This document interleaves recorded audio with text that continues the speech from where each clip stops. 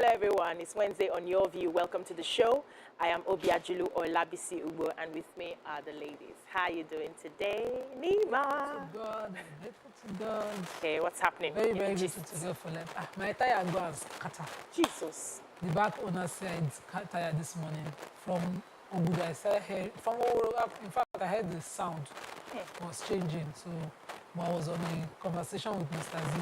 So yes, driving slowly. Driving slowly. So I'm just grateful for that conversation and that opportunity to be on a slow grind. I finally discovered that the tire don't scatter finish. Thank God. I'm going to fix it at Alakbere MRS then. Okay. They should be done before the show is over. No, I brought it. Okay. Oh, you waited. Oh. Jagaban. But tomorrow is my support system's birthday. My everything. Lola, our daughter. You have so many. We don't. No, Yolu's only daughter. Oh, okay. Has been with me since I had Imran. Oh. And she's like Imran's second mom. She's always there. She's one of the most responsible, most accountable under 25 I have seen. Oh, I know she's afraid of my reprimands, so she's careful. But for everything, she follows through. She follows through. When I come back and why is this not here? It's because this happened. I'm like, you say, it's not my fault. It's not me. She's always taking responsibility. I've always said to my husband, I think she's a better manager of persons. Happy birthday. Happy birthday, Yola. Hannah. Imran will say, Hannah. Happy birthday, my darling. I love you very much. I appreciate you so much. I see all you do, and I pray that your future is blessed and beautiful. Amen. Amen. How you doing, Mariam? Doing fine. I'm excited for this week, Friday, because it's going to be my very first book reading. Already, I have my 22 children. You know how I am. I don't know if you know how I am about numbers. So it's on the 22nd of April, 2022, with 22 children. Share. So and you did not register. This is to register. Oh my God. Can you imagine? She said she's going to get crashed. You're supposed to come with your invitations. If you don't have an invitation, I don't know what's going to happen to you. Anyway, vultures to the vultures to the rescue. I'm just really happy with the constant positive reviews I get about the book, and I was teaching not only children but also adults as well the important roles that vultures play in our environment. This is something that we need to know and also take charge in conserving them and protecting them. Awesome. When I traveled, I saw a lot of owls. Okay. Sleeping face. You know the way they sleep now. So I was looking. Yeah, bats. Sorry, bats. Sleeping face down. And I was like, okay, this should be Miriam's next book. Tell us about them. Yes. That scare us, especially in Africa. Yes, the misconceptions. Tell us the story. It was an owl dancing in a church during church service. Oh, really? He said, what will you call this? These are witches attending. No, supposed there to praise God too. Like yes. Yeah, they're very interesting animals. We need to know more about them. So I'm fine. I'm getting better. You know, I had this accident that I did not mention on the show. After I got back from my trip, somebody said you peppered them too much with your pictures and videos, so they decided to attack you. And I fell face down, my knee hurt, everything. So I'm recovering. I was able to do a few exercises yesterday. I'm not limping. No, I will do that next week. I'm not limping again. I'm a lot better. So now you people know the attack that some enemies came after because God saved me. She just fell. She was only just that was too long and she tripped. Yeah, no enemy. I fell. Now the same thing. All right, let's go on a break. When we come back, we'll take the newspaper reviews. Stay with us.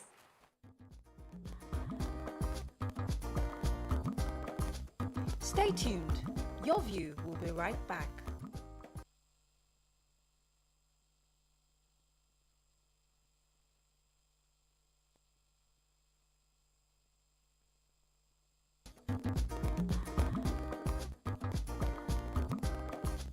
Stay tuned. Your View will be right back.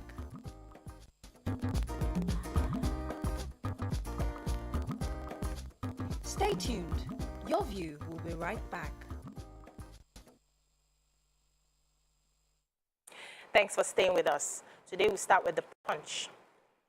Power generation crashes by 903 megawatts. National grid crisis persists. Drop your presidential bids, Afenifere leader tells Tinubu Osibaju.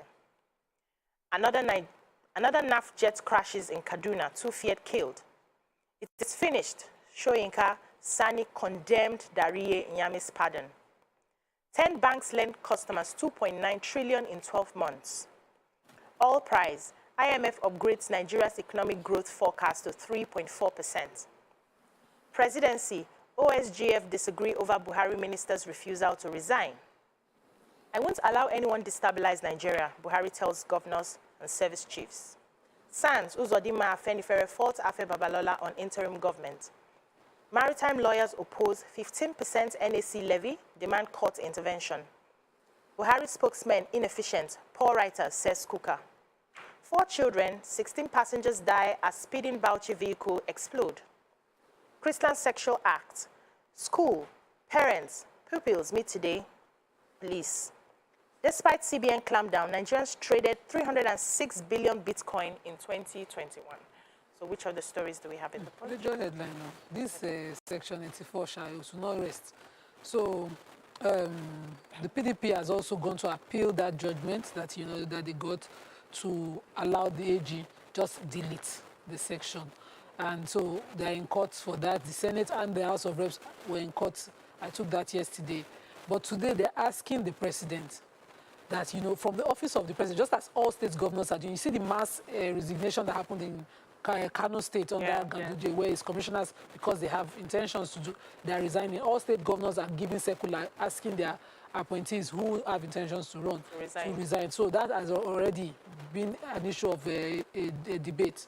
But they're asking that what are you waiting for as the president? What exactly is delaying a circular coming out? So, according to the Punch, somebody in the presidency is talking now, saying it is not their own duty to issue that circular.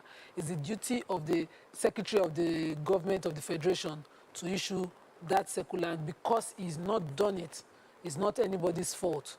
Oh. And of course, that he does not know he should do it. Exactly. No. You can even guess that from their sentiments initially. The president had asked, even after signing the electoral act into law, that the Senate should please expunge that section, because of course he knew it would affect his people. Senator Chris Ngige now has declared his intention to run for the presidency. The Minister for Transport has declared his intention to run. Minister for Justice wants to run for governor. All of them are all appointees of the president and around him. So obviously, that sentiment is why they are delaying. But it would be an unfair playing ground if somebody had the power of an office and then is running for an office.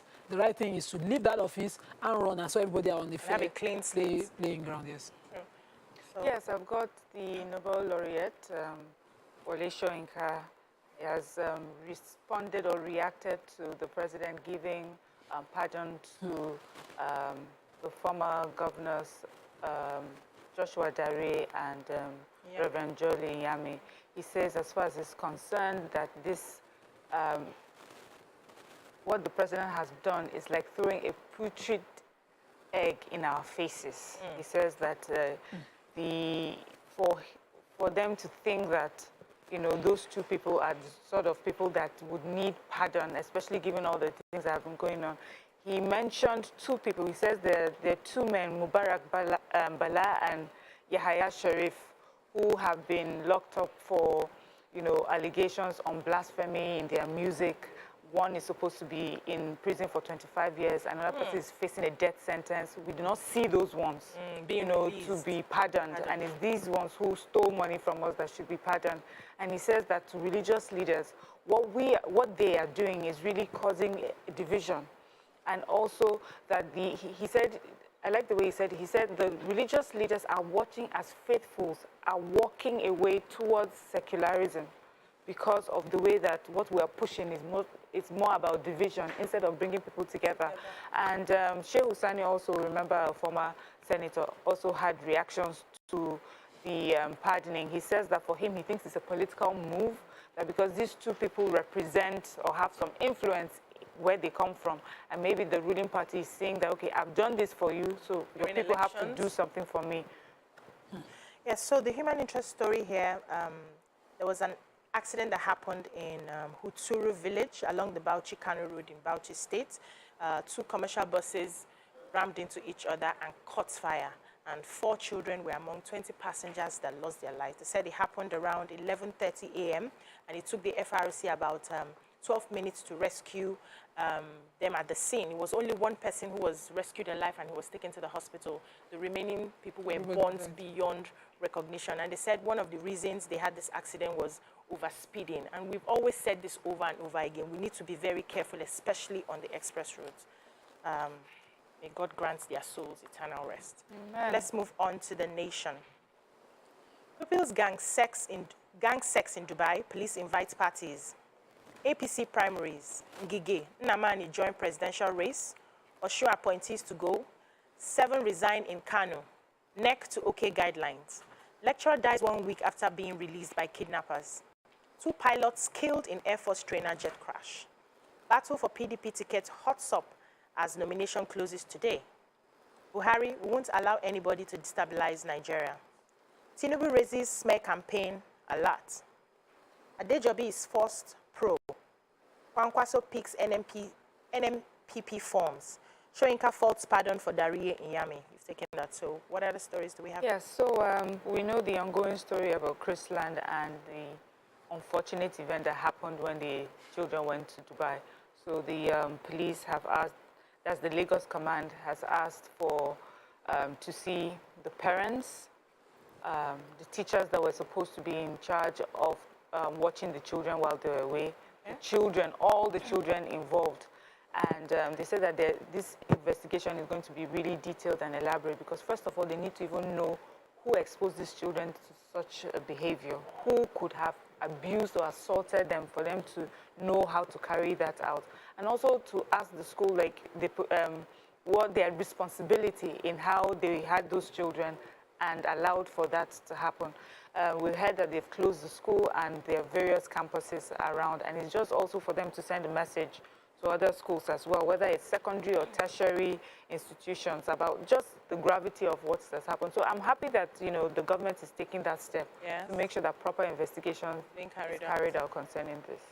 So I have the story of the lecturer in the Department of Music, Delta State University. That happened to be my university, Abraka, Professor Ovabohene Idamoibo, who is the head of department for music. They said he died after being released by kidnappers. So kidnappers had picked him up, I think, April 9th, and they had him with them for about 8 days. And they had requested for 3 million ransom, which was already paid to them. So they released him. So by the time he got back, he was not able to talk, he was not able to walk. So they quickly rushed him to the hospital. And after a few days, he just gave up the ghost. This is a very painful story. Only God knows what has happened to him in the den of the kidnappers. And the fact that they got their money and yet somebody has died. It's really, really painful. Okay, I think we should take a break now. When we come back, the newspaper reviews continue. Stay with us.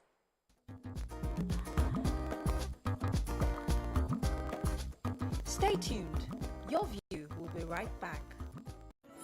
Helen.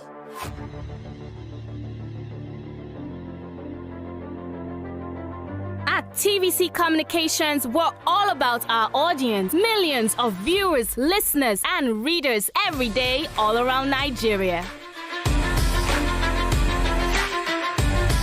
Our 2 TV stations are among the most watched in Nigeria. TVC News is our award-winning 24-hour national and international news channel headquartered here in Lagos, broadcasting live from our custom-built state-of-the-art news headquarters. TVC, the top-rated family entertainment channel, is the place for fun, music, and information. With our breakfast show, Wake Up Nigeria, the all-female chat show, Your View, the best soaps and dramas from Nolly, Bolly, and Hollywood, music and entertainment blast, courtesy E-Splash, and of course, award-winning news and current affairs. It is all here. With news bureau and studios around the country and the ability to go live anywhere, anytime, we are first for breaking news in Nigeria. Awarded the NMMA TV Station of the Year, TVC News is the station of choice for news that is first, accurate, balanced, and reliable every time. TVC and TVC News watched by over 4.5 million people in Nigeria every day on terrestrial, DTH, DTT, OTT, and available to viewers in the UK on Sky TV. Watch all of our world-class programs on TV, online and on our app. TVC and TVC News, the best entertainment and news for Nigeria, on TV and online. And when you can't watch us, listen to us. 102.3 Max FM Lagos and 90.9 Max FM Abuja are now ranked among the most listened to radio stations in Nigeria.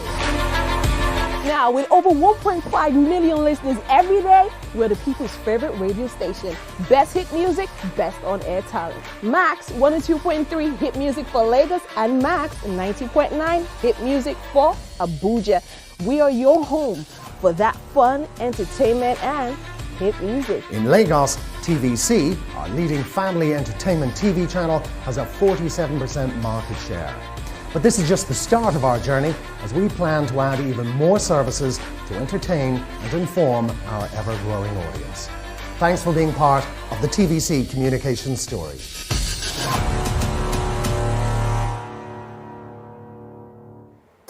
Come closer. A little bit more. Perfect. I have exciting news for you. You asked for it and you got it. Your favorite breakfast show, Your View, will be going to 2 hours. We're going to have in-depth analysis of the newspaper review and more conversations on the hot topics. The ladies of Your View and I will be stirring up our guests to get an in-depth into all the various topics, and you, our viewers, will have the opportunity to call in and share your views. After all, it's your view. Join us on Your View, 9 a.m. to 11 a.m. for a fantastic conversation. Don't miss it.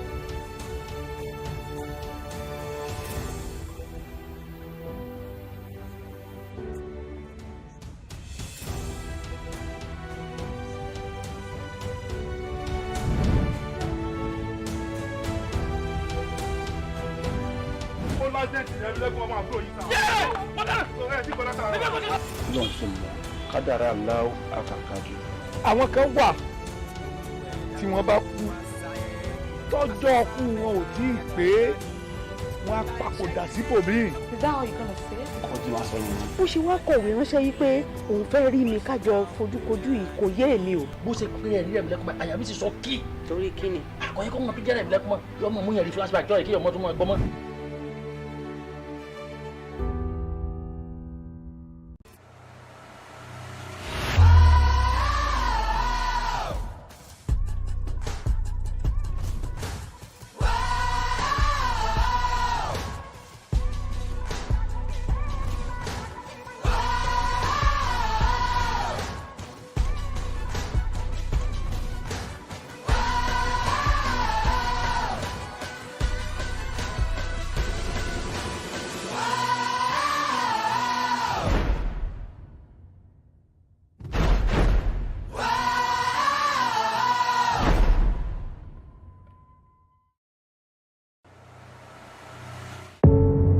Doubt and fear doesn't occur at the canvas, it shows in the canvas. It shows the conation of raw earthen material slabbed, stroked and molded at a pace provided by the doubt and fear. Every move way in the struggle of one to the other, merging the past to the present, brushstrokes of colors seen but not known. For when the wailing stops, the pieces settle down in abject beauty erected for a century of a century. Speaking, advocating, protesting as the arts are meant to be. How we're doing, guys? Is the makeup in progress? Makeup? Check. Are the scripts on the prompter? Script? Check. Are we set in the VCR? All team in place? VCR? Check. Clock is ticking, time is racing, lights are. Plans all set. 120 minutes of hot entertainment. We are ready for the mission. How we're doing, guys? Is the makeup in progress? Makeup? Check. Are the scripts on the prompter? Script? Check. Are we set in the VCR? All team in place? VCR? Check. Clock is ticking, time is racing, lights are. Plans all set. 120 minutes of hot entertainment. We are ready for the mission.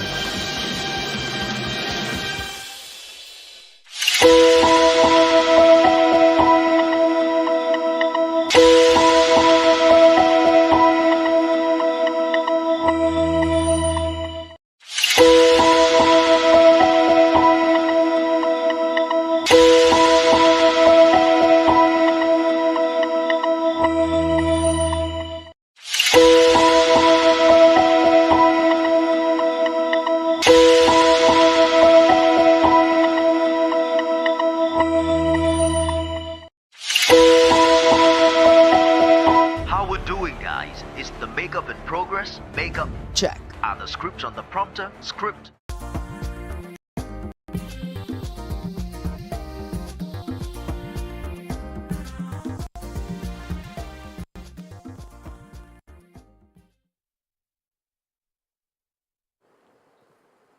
Thanks for staying with us. The Daily Sun. Gunmen abducts 5 wedding guests in Anambra. Delsu lecturer dies after regaining freedom from kidnappers. Kuka adamant dares Buhari. Soyinka Vatsa flay Buhari state pardon to Dariye Inyami. 2 pilots feared dead as the Nigerian Air Force trainer aircraft crashes in Kaduna. Sex scandal, police squeeze Christian head teacher, parents and others.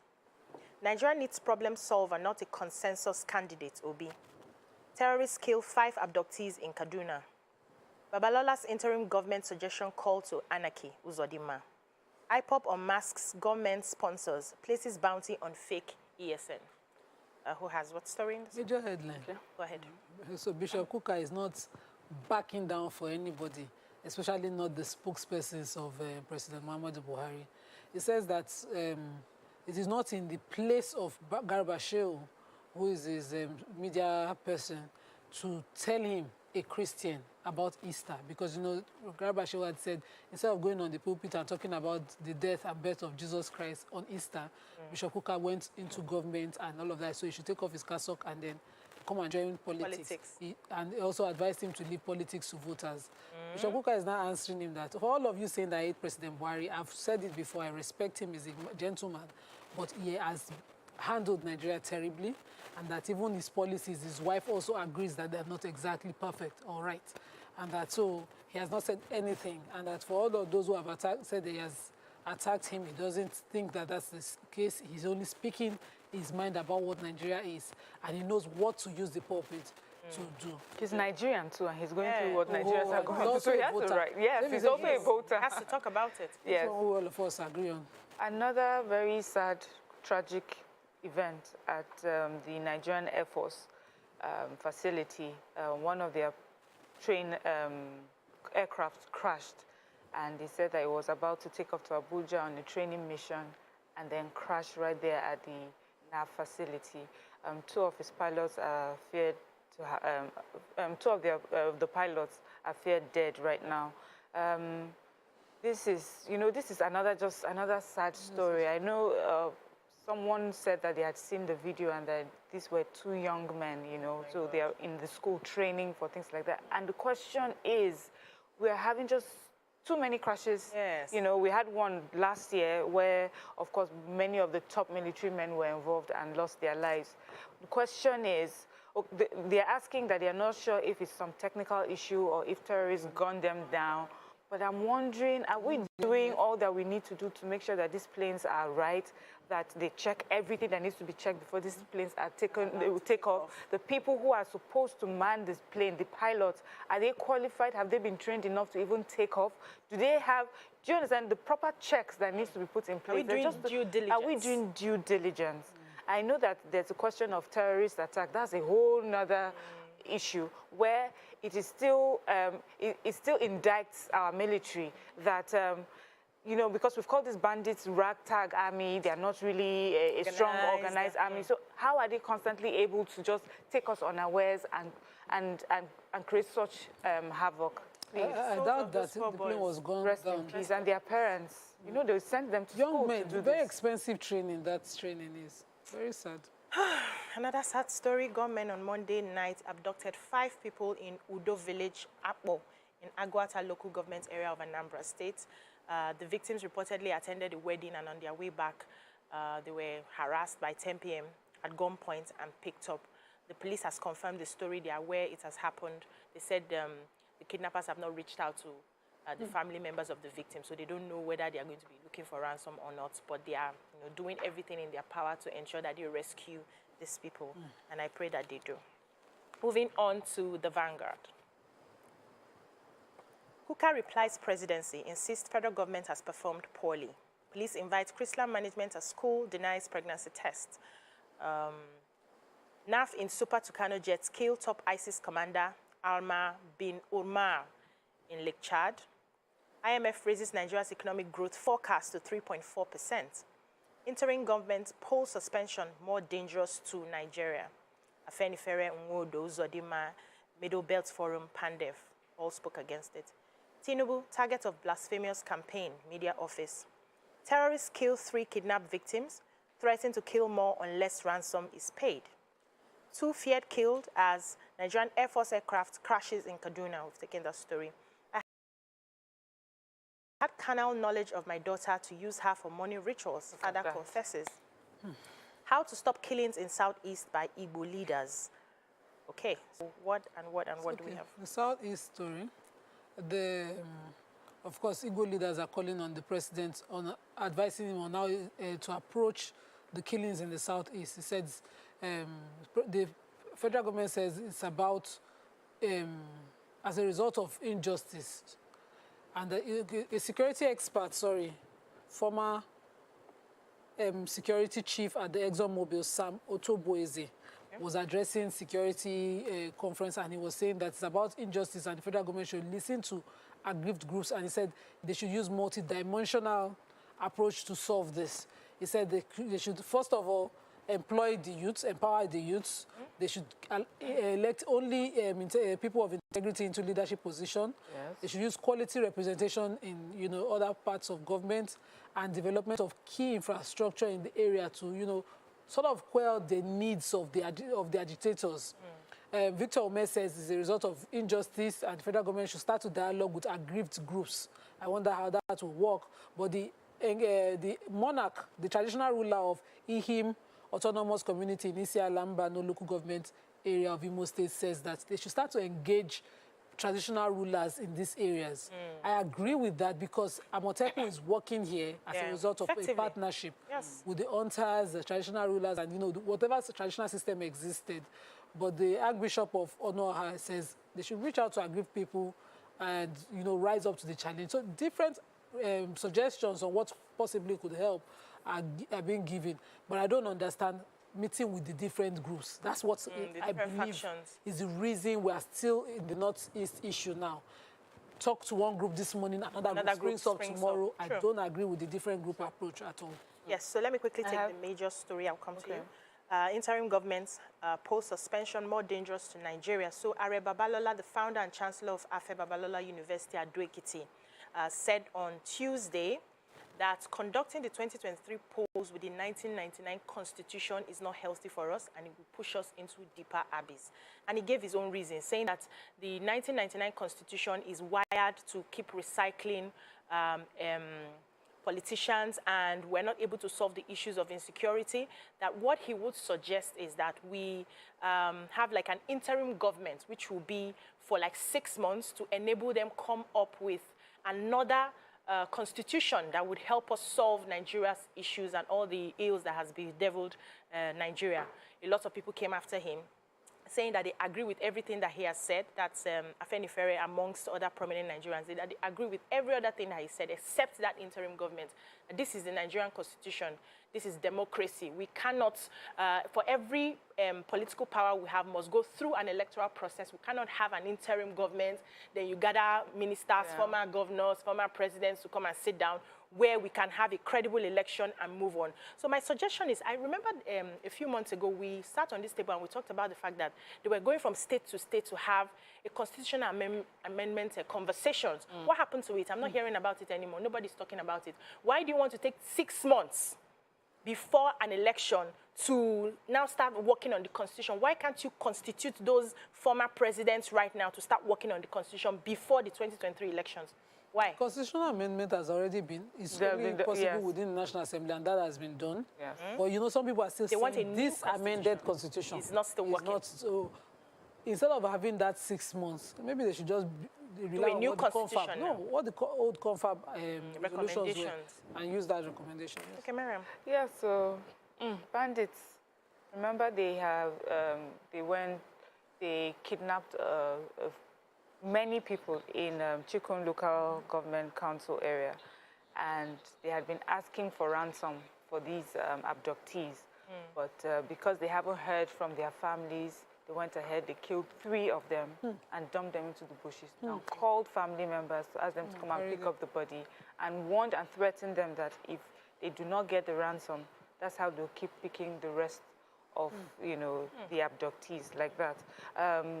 The person who spoke to the paper was saying that he got a call, and when they all rushed to the area to pick up the bodies, that the police had gone ahead of them, picked the bodies, and had deposited them at the mortuary in a hospital. Sad story again. Very sad story. May God help us all. Amen. Thank you so much, ladies. That's all we can take on the newspaper reviews. When we come back, we go to the hot topic of today. Stay with us.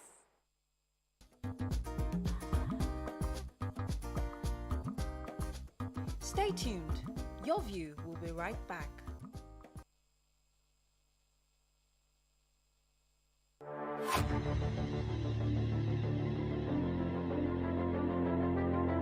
At TVC Communications, we're all about our audience. Millions of viewers, listeners, and readers every day all around Nigeria. Our 2 TV stations are among the most watched in Nigeria. TVC News is our award-winning 24-hour national and international news channel headquartered here in Lagos, broadcasting live from our custom-built state-of-the-art news headquarters. TVC, the top-rated family entertainment channel, is the place for fun, music, and information. With our breakfast show, Wake Up Nigeria, the all-female chat show, Your View, the best soaps and dramas from Nolly, Bolly, and Hollywood, music and entertainment blast, courtesy E-Splash, and of course, award-winning news and current affairs. It is all here. With news bureau and studios around the country and the ability to go live anywhere, anytime, we are first for breaking news in Nigeria.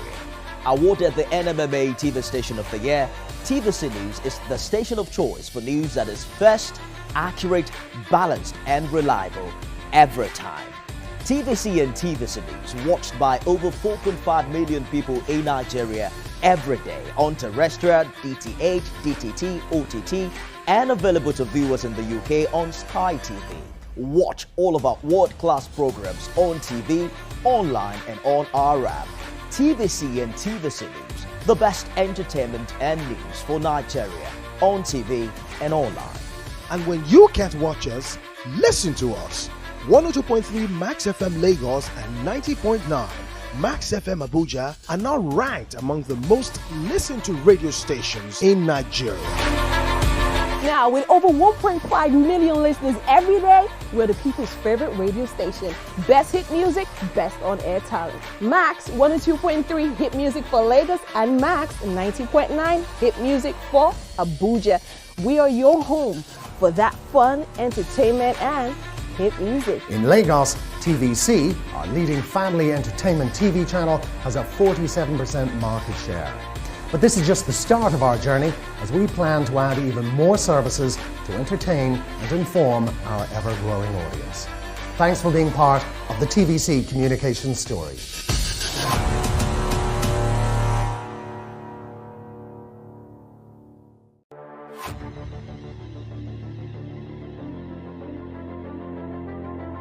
At TVC Communications, we're all about our audience. Millions of viewers, listeners, and readers every day all around Nigeria.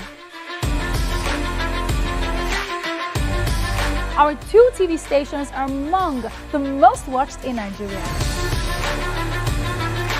TVC News is our award-winning 24-hour national and international news channel headquartered here in Lagos, broadcasting live from our custom-built state-of-the-art news headquarters. TVC, the top-rated family entertainment channel, is the place for fun, music and information. With our breakfast show, Wake Up Nigeria, the all-female chat show, Your View, the best soaps and dramas from Nolly, Bali and Hollywood, music and entertainment blast, courtesy eSplash, and of course, award-winning news and current affairs. It is all here.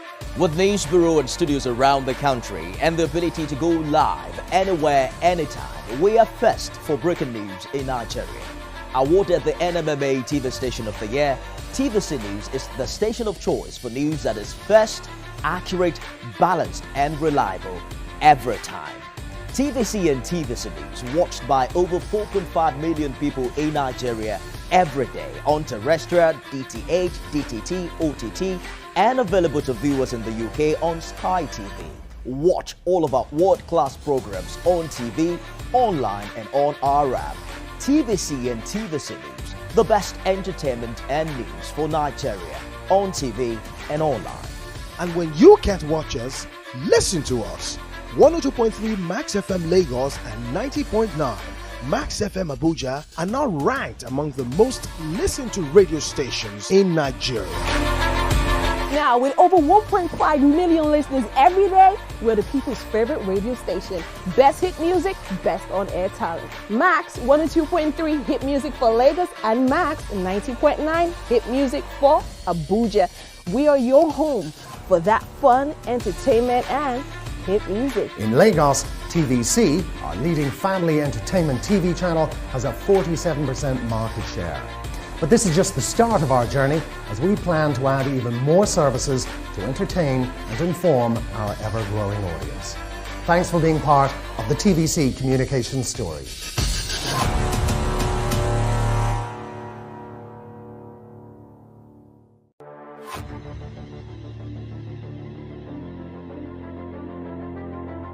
Joshua Darie and Jolin Yame of Plateau and Taraba states, respectively, who are serving jail terms on the terms of corruption.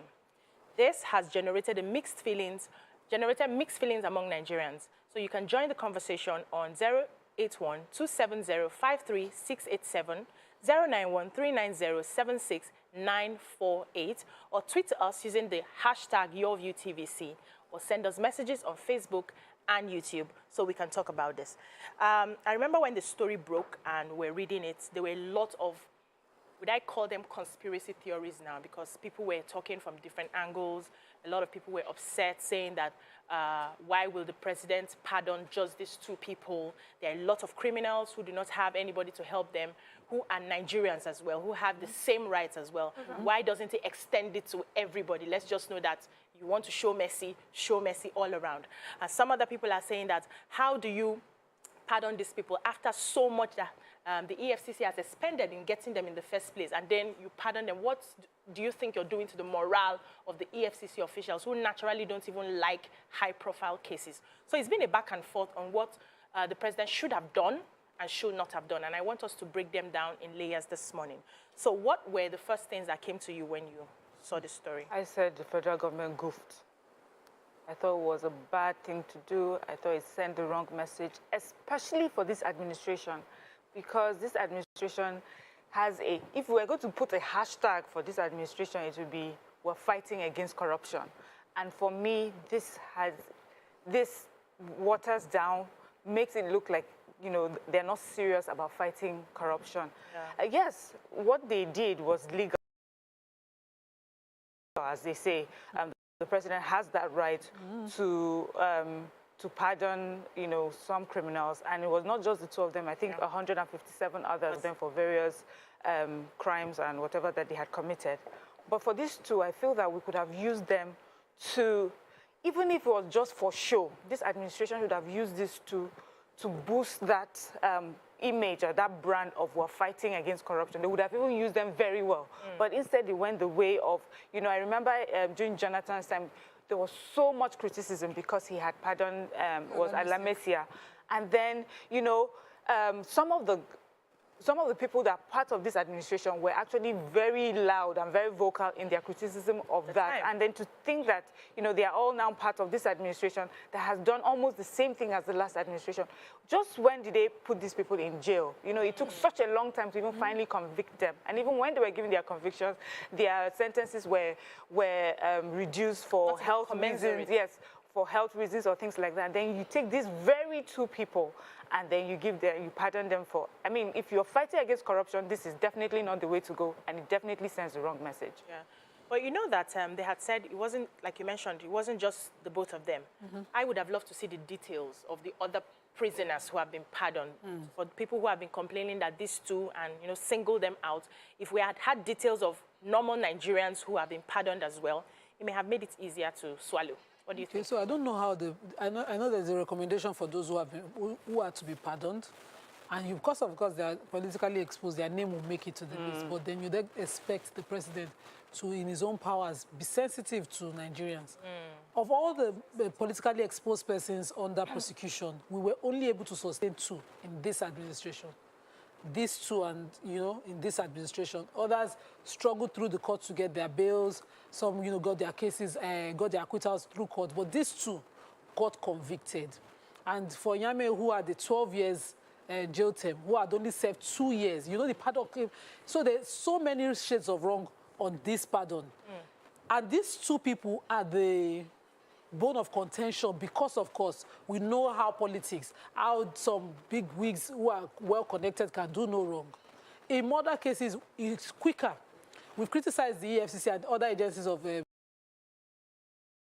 security agencies for catching Yahoo boys without catching any politician. For being able to sustain convictions for Yahoo and fraud and not being able to sustain conviction. We have, what's his name, this former minister under Jonathan, Fani Kayode, walking free now while his case is still in court. He goes when he likes, he comes out when he likes, the court issues a bench warrant, he doesn't obey, nobody's arrested. We are complaining about, you know, the security apparatus and their ability to enforce and get justice in this kind of cases. And then the one that they finally get, you know what the pardon is? What pains is that if a person gets an acquittal, that means he was proven not to have committed an offense.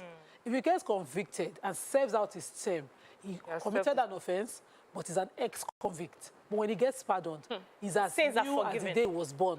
Never did all the drama that happened around him happen. So they come out with a pardon and they can go back right into politics, right to the offices that they didn't, you know, they didn't finish. That they abused. Abusing, and go and perfect the abuse of those offices. So it's just so painful that, you know, every time, when Jonathan did it, wasn't this painful. Because Jonathan did not tell us he was fighting corruption.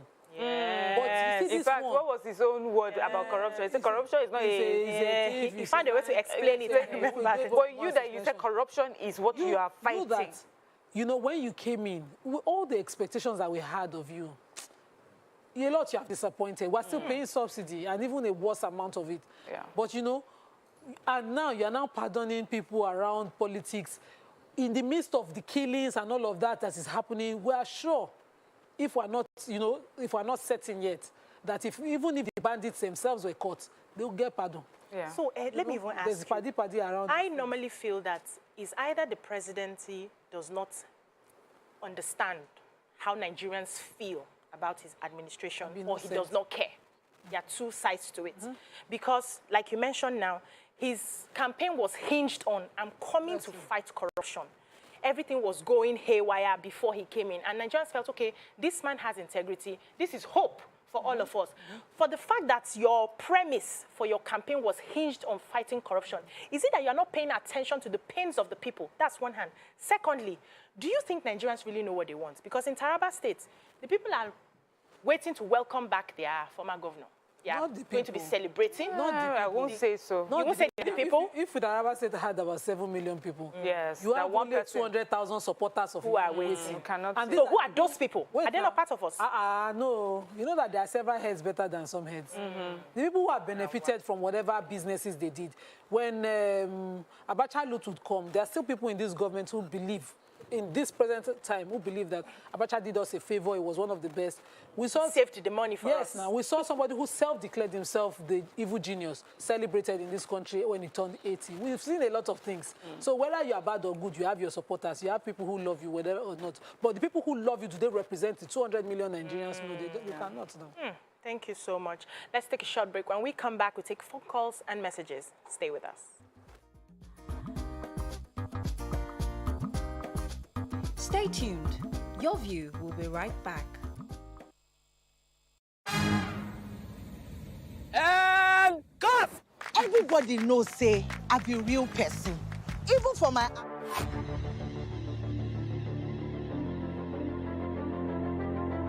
At TVC Communications, we're all about our audience. Millions of viewers, listeners, and readers every day all around Nigeria. Our 2 TV stations are among the most watched in Nigeria.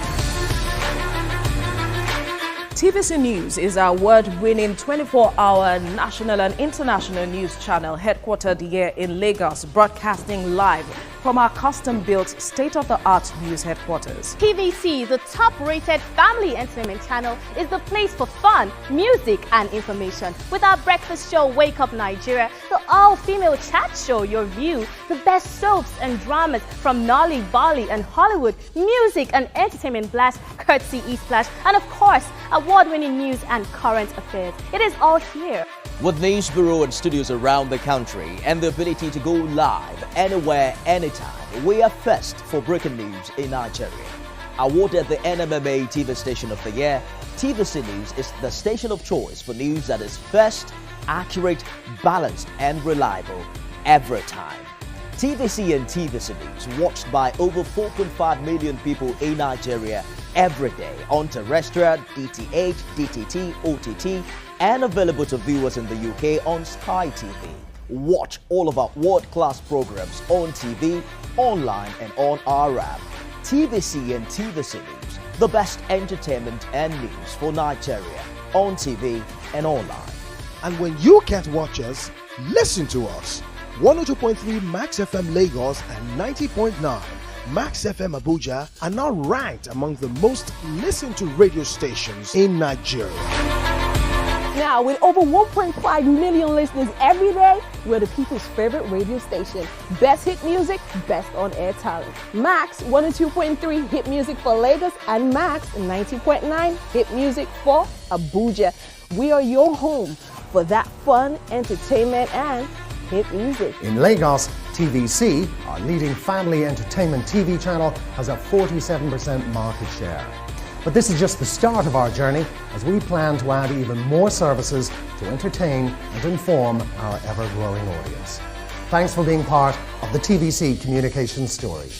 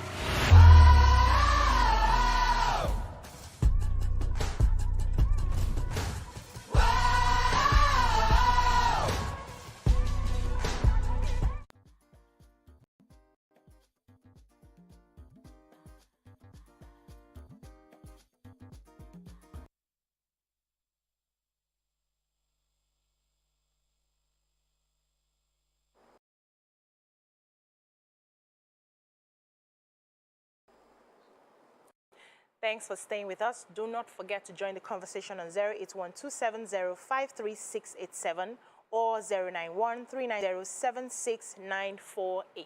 Miriam had a comment. Yes, you know, you were saying that how people, those who are accepting of this pattern, and I just like the way Nima explained it, that one petitions will take care of politicians. And so that is why you would ask the question for someone who has hinged his campaign and his administration on the fact that they're fighting corruption. And yet, when it comes to things like this, it looks like he's, you know, he's flip-flopping on his ideals. And there's also something that he said that we always like to repeat when he first, this administration got it, where I belong to no one and no one belongs to me, you know, or something like that. Yeah, I belong to everybody or nobody belongs to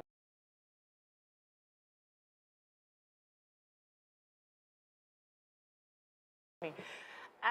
But with things like this, when we hear people in government say, oh, it could be for political reasons because these people are influencers wherever they are, and it shows that this administration has, you know, giving you one favor and expect payment back. It means politicians will constantly do what politicians need to do to keep themselves in power. Just to for their keep themselves, yes, to keep themselves in power, to have whatever it is that they think, whatever largesse or whatever benefits from running the country, that is what they'll try to do and push.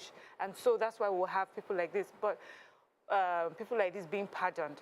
But secondly, also need to look at what this does for those of us watching, what this does for younger politicians trying to run for office, does for any Nigerian, you know, looking at these methods that I use, this pardoning of criminals. When you say to a Nigerian, do not steal, do not be corrupt, you know, if you're a politician, this is how you can say with your words or the Constitution what you should do, but we know exactly what plays out. It means that you can steal and still get away with it. You can steal, and then if you're able to gather a few of the councils and plead your way or whatever, you will get off it. It's saying to our police and it's saying to our EFCC officials that don't kill yourself.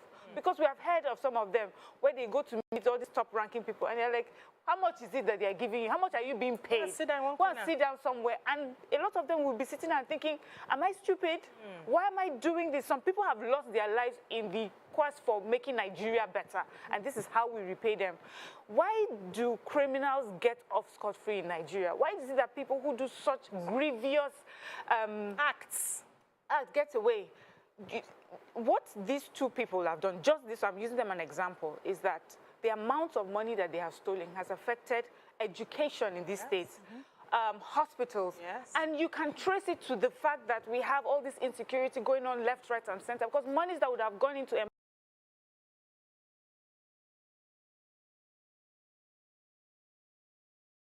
employ people who have been left idle, to educate children that are just running around. It's such a huge impact on the people and the country as a whole, and then you pardon them, and then the person that steals 200K down the road, you know, or chicken. Yes, you put tires all over that person and throw the person in jail, or you kill that person. We need to be serious about what we want as a country. We need to be serious about the message that we're passing. We cannot sit down one day and we're saying we are fighting bandits, we're doing all we can, we have gotten to Kano jets, when you're not fighting it from the grassroots, when you're not showing your policies and in your pardon the sort of people that you want to highlight. If you don't do it right here, these are the consequences. The consequences are people turning to kidnappers, now kidnapping people kidnapping people, throwing their bodies in bushes because we are not able to pay for ransom. Everything starts from somewhere and ends somewhere, and our government is sending the bad message right now. Very bad message. Thank you. So, you know, we sit here and we always talk about the fact that we don't see a lot of convictions of these high-profile people. We see the EFCC always chasing after these young boys, Yahoo boys and everything. And when it comes to these big politicians that we know are actually stealing from the resources that we are supposed to all have and better our country, we don't see that much drive to catch them. This definitely is one of the reasons. That's one. Now, two, let's talk about sensitivity. If you were in the shoes of probably the EFCC officials that handle this case, or even the judge that passed this judgment, how will you be feeling right now? What sort of encouragement would you have right now? Yeah, I've just said it's demoralized, of course. You would think twice before you do your job overdo. Let you not come and go and die for the country. You know? But this is an abuse of that section that empowers the president to pardon criminals. Not exactly because they were criminals. In the past, how it was used is to settle injustices. So Chief Awolowo was pardoned. Chief Enahoro was pardoned. Yakubu Gowon pardoned. Was it Yakubu Gowon? He was pardoned. That pardoned Muritala Mohammed. At the time? Ojukwu was pardoned. That's Shagari pardoned Ojukwu. Journalists were pardoned, you know, in the past. So where you have, in those military days, where you have a military dictator coming through coup, and then, you know, picks up all the journalists who wrote about the Undemocratic Act, or they pick up, they come and say, okay, all politicians under the civilian rule should be immediately incarcerated and arrested and all of that. When a democratic government come in, it exercises its power to pardon, and then addresses these injustices so that everybody's body comes down. Because those were not exactly crimes, they were crimes based on the biases of whoever was the dictator at the time. What we see today, somebody that they have investigated finish from beginning to end, a convicted, has sat down, used public resources to prosecute. You know, they'll be coming today, adjourn tomorrow, come tomorrow, sometimes they will for months, yes, and reach a judgment. The police officer who investigated has used public resources to reach a judgment. It will now bring to question that if you continue to pardon, that means you absorb completely this person, you wash them clean like a newborn baby of whatever crimes they've committed. Why would we be asking who murdered the 3 police officers that went to arrest? Let's quickly take this call. We have Yakubu on the line. Good morning, Yakubu. Good morning, good morning, sir. Miriam, good morning. Good morning, sir. This is my first time speaking to you, Ramadan Kareem. You see, Obi, it is unfortunate. Some of us that die fans of Mr. President, first time and the second time of elections, I support this government, especially me in particular. And then reason for giving him that kind of a support. Even in my office, I campaign like say it's my father. Yes, he's a father of us. And then I believe because of his integrity and then campaign that I'm coming to fight corruption, economics and all that and so on and so forth. And then coming to this very particular topic, it is unfortunate, as I said earlier. And then do you know, when we are prosecuting, especially these 2 governors, we use the taxpayer money to prosecuting them. True. And then the judge that giving that very particular judgment, they waste their time to make sure that they give the right judgment. And then the EFCC that is going up and down every day and night to make sure that these people convicted. And then let me remind you, do you remember one time that Mr. President telling us that the judge and then the court are not supporting in terms of fighting corruption and all that? Yes. Now, the court supported you, the judge supported, and then they give the party these 2 particular people, and then you come out and then you pardon them. And then these people that you pardon, you forget that the money that they siphon, some people, they're supposed to make this money to build the road, make sure that the state is secure, and then some people are killing that state. Some people that fly the road concern that state, they are dying. And then those people that die, what happened to them? Whoever recommend these 2 people to Mr. President to be pardoned, it do the service to this great nation. Because some people recommend these 2 people to Mr. President to be pardoned. Why? Thank you so much, Yakub. Even if they recommended them to be pardoned, the president knows what. Yes, he's the one that pardoned them. He still knows everything. But let me ask you. Okay, you wanted to comment. Let me ask you, Nima, from the law aspect, is there anything that can be done to overturn this pardon? I don't think so. Wow, that's it. For based on what I know, I'm hoping that the benchers, the senior advocates, will come out and tell us something different. But what I know, for the level I know, don't think there's nothing, so it's gone, it's gone. And just a few days ago, I had read from the papers where they said that we ranked low on the Corruption Perception Index. And I know that many times, this particular administration, when we get those reports, they come out and say on what were the parameters that were used, what criteria was used. This administration is fighting corruption in so many ways. The ease of doing business is something that has gathered and garnered positive impact. Why are they not looking at these things? And then you have this. So I wonder, even as a spokesperson of the administration, what you come out and say.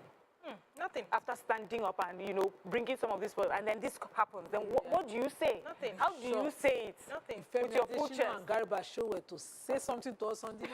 No, they've said now. They made some said comments. something. They were even upset with them. I think there was somebody who was supposed to be in the meeting. Yes, so the Wike had... Yes. Of course, we know him. He will speak his mind, and he thought, of course, this was the wrong thing to have done. It does not send the right message. And they said that he had his deputy governor. He was invited, but he had his deputy governor there, who did not, according to them, participate in the meeting and could have, could have expressed their reservations about the pardon, which is another, as if anything would happen. Which counts for something. I think if you're at a meeting, you should be able to say, well, I stood during that meeting. I was not part of those who accepted or agreed, so that you can come with your full chest and say that. But that still does not make it right.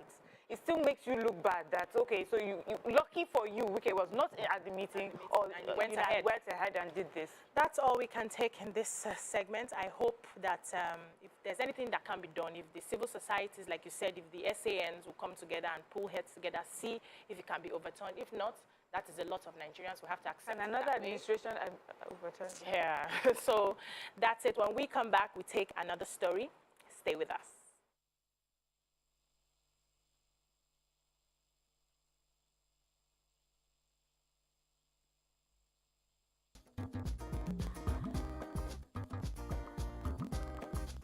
Stay tuned. Your View will be right back.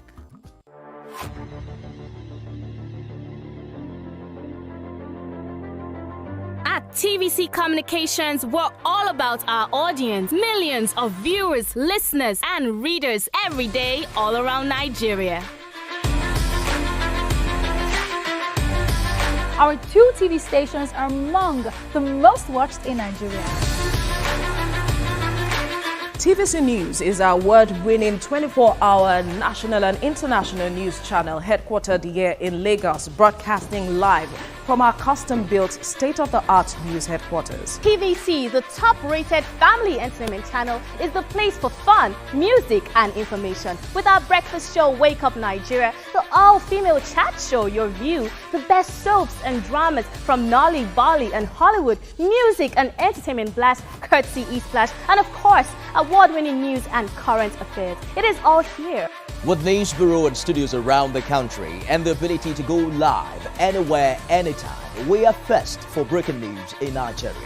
Awarded the NMMA TV Station of the Year, TVC News is the station of choice for news that is first, accurate, balanced, and reliable every time. TVC and TVC News watched by over 4.5 million people in Nigeria every day on terrestrial, DTH, DTT, OTT, and available to viewers in the UK on Sky TV. Watch all of our world-class programs on TV, online, and on our app. TVC and TVC News, the best entertainment and news for Nigeria on TV and online. And when you can't watch us, listen to us. 102.3 Max FM Lagos and 90.9 Max FM Abuja are now ranked among the most listened to radio stations in Nigeria. Now, with over 1.5 million listeners every day, we're the people's favorite radio station. Best hit music, best on-air talent. Max 102.3 hit music for Lagos and Max 90.9 hit music for Abuja. We are your home for that fun, entertainment, and hit music. In Lagos, TVC, our leading family entertainment TV channel, has a 47% market share. But this is just the start of our journey, as we plan to add even more services to entertain and inform our ever-growing audience. Thanks for being part of the TVC Communications story.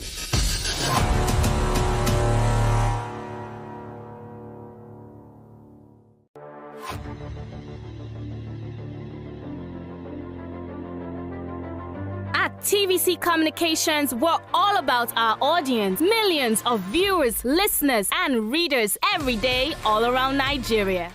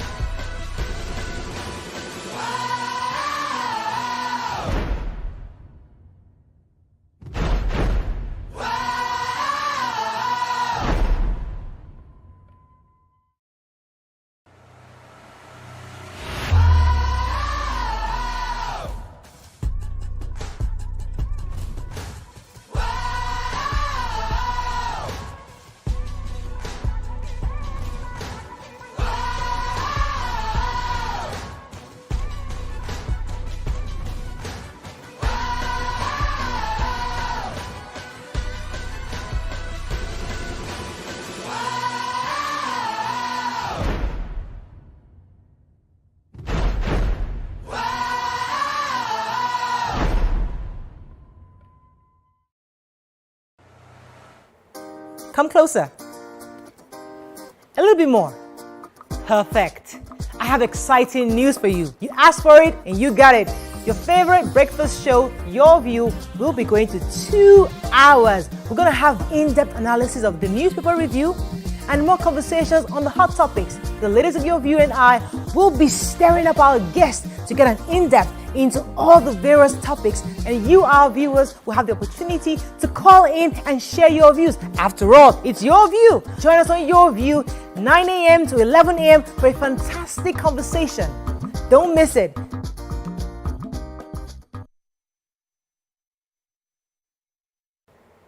Come closer. A little bit more. Perfect. I have exciting news for you. You asked for it and you got it.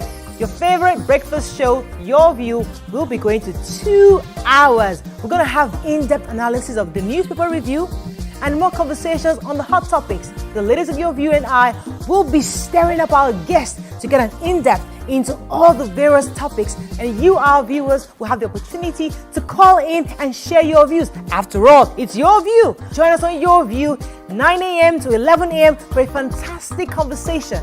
Don't miss it.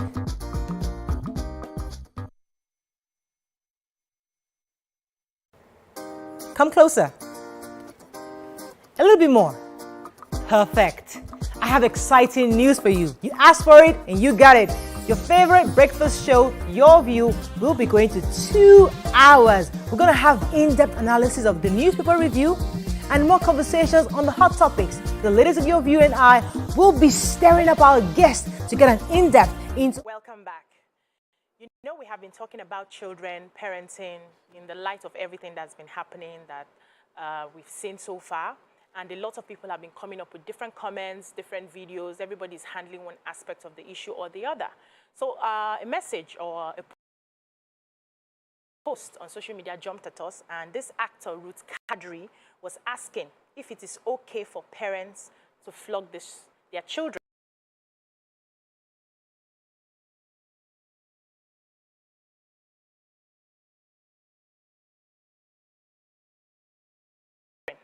And our Auntie Nima here has refused to talk about this because we know that she's very much guilty about this. However, Reno Mokri also, in his own post, said that beating children has never led to discipline. If beatings worked, Africa will have the most well-behaved adults. And he went ahead to say that beating a child has never led to discipline. Rather, it instills fear in the child. If beating truly worked as corrective and disciplinary measure, Africa will have the most well-behaved adults. What are your thoughts on this? You can join the conversation on 081-270-53687 or 091-3907-64948, or tweet to us using the hashtag YourViewTVC, or send us messages on Facebook and YouTube. Let's talk about this. Do you believe in beating children? Believe? You practice it, that's what you should do. Okay, so for someone, I would look at it, I would agree with Reno to an extent. Okay. Because growing up, I saw people who beat their children at the slightest provocation. Not even provocation. Mistake. Based on their moods. So if it's a bad day at work, you come home and beat somebody. And so that's the same excuse why some people come and beat their wives, beat their partners, scream and snap at everybody. But for somebody who was deliberately beaten, they beat me way. Deliberately beaten as a consequence for certain things I tried. Okay. I wasn't a child who would play where everybody, I would climb. I would fall on my head. I would land. And my parents were, accommodating of that to a certain age. If I had a bad result, I wasn't beaten. I was talked to. Okay. When I grew to teenager age and I wanted to start to explore certain things, I was talked to. But for lying, I remember one beating my father gave me.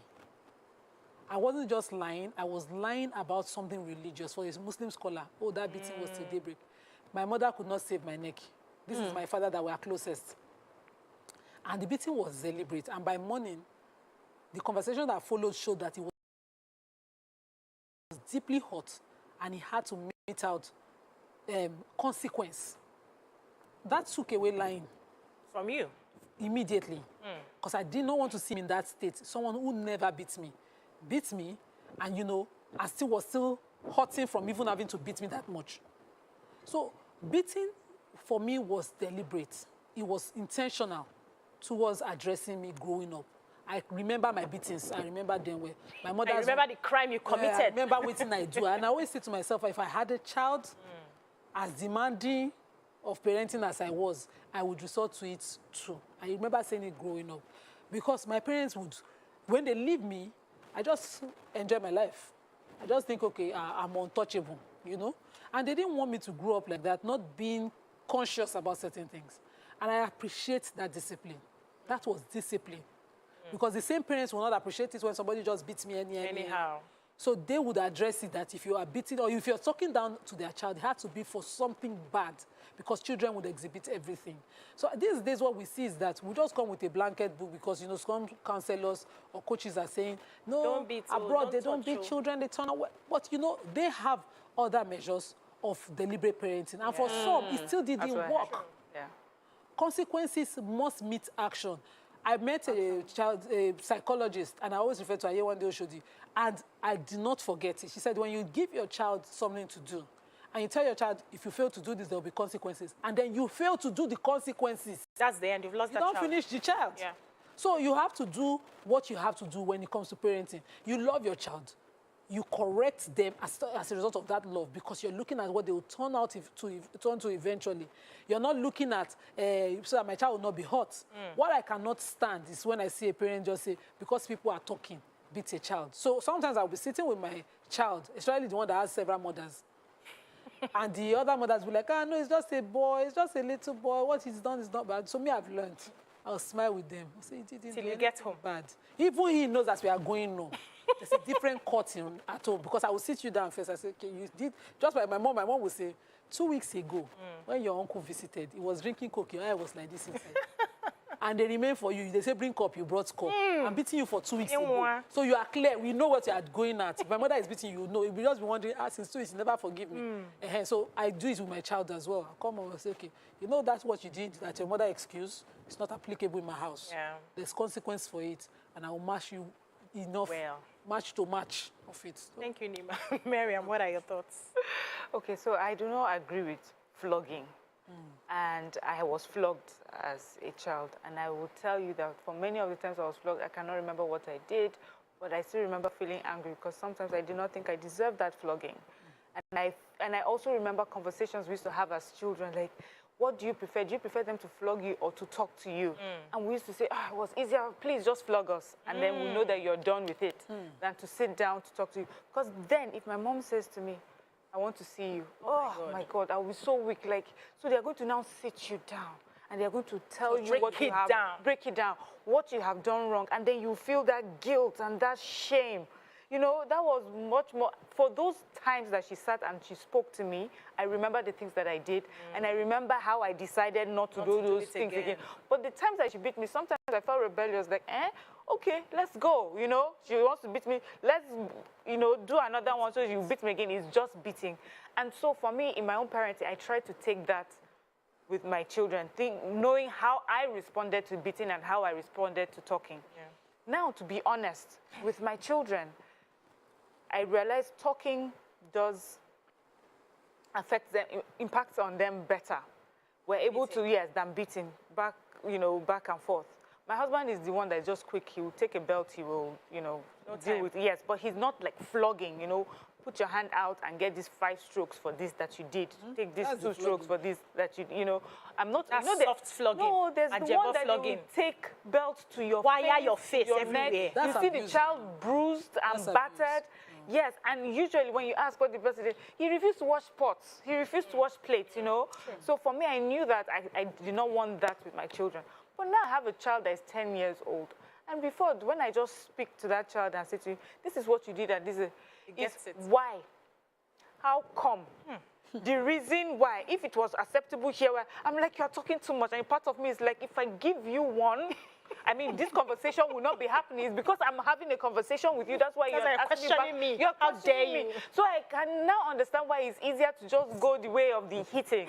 But see, recently I've had to take belts to the hand for the bad things that you have done. Because I have a boy that I have encouraged him to speak his mind because for me, I felt that growing up, I didn't get the chance. I was not encouraged to. And I felt that so many things were done to me. And because I was not encouraged to speak about it, those who would have protected me, who should have known, didn't know. Because for me, I felt that, okay, if I'm not meant to talk in this situation, I'm not meant to talk in any situation. And I want my children to be able to talk in any situation. But I'm trying to guide them to speak with not only confidence, but in a respectful manner. But now that I've encouraged them to be confident and to speak, I'm the one that they're using as example of what is happening. Do you understand? So I get how the flogging will come in, but as you said, so this is where I sort of agree with you. That deliberate on the hand, I will do that. But it will not be the first thing I do. It will not be the second thing I do. It has to be something you and I have talked and talked. And I also do this. They sweep the compound. The house chores will be double. What you used to do before, now you will get up and community house service. I'm telling community house service. They do that in my house. Yes. You will write an essay for me for what you did and why you did and why you never did. So all those sort of things we do in my house. You're mixing it. Yes. I like that. Let's take this call from Nnamdi. Nnamdi from Magodo. Good morning. Hello, Nnamdi. Are you there?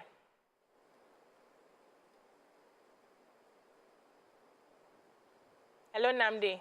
Okay, we lost them. We lost him. So sorry. Yes, so personally, let me just quickly share this. So I was beaten. Like my own beating turned to abuse. Like I would explain it out as abuse because I was beaten out of frustration. Like you said, you go to work, you come back, somebody has annoyed you, and then the next available person who probably kicks water or breaks a cup or breaks anything I just do, I was really, really beaten. And it didn't make me decide to change or adjust my behavior. It made me rebellious. So I got so tough. In fact, the day my father stopped beating me was the day after I'd done something, and then he came back, and I just went to kneel down, and I brought the cane beside me, like, come and beat me, let me go. That was when he said, no, this is not going to work anymore. So in raising my children, I've told myself I wouldn't just beat, because personally, I see beating as lazy parenting. You just want to do it and get away. I won't beat. I would have a conversation with you. There is a time for beating. There is a time for talking. There is a time for, giving consequences. But the question I want to ask before you just quickly share your joke is, we beat for things we have not explained to them that is a sin or a crime or an offense. And then it happens and the next reaction is beating when you have not had a conversation with this child that this is wrong. How do we start correcting it from there? But share your joke. Okay, so I wanted to share a joke about my Oga, my small boy, and, talking. And if you give my son a talking experience forever, of course, he's a good talker. So he's a why, what kind of child, where kind of child. And I've noticed that in his elder sister too. So I've learned to talk. I don't just, rush a bit. But this funny thing happened. He's become entitled. He's enjoyed certain privileges as the baby of the house. He thinks that they come with his person. It just exists to have them. So when you now beat him for those kind of things, he sees it as abuse. He sees it as if you are just being wicked to me. So we had to sit down and talk about it. That come, let's explain. He went to his mother's house and he wanted them to change the TV because whenever he comes in, immediately they put it on 6-0 for him to enjoy himself. And so the elder one said, no, we are watching something before you came. You can't just come in and determine. And so he said he had a miserable day. Had a miserable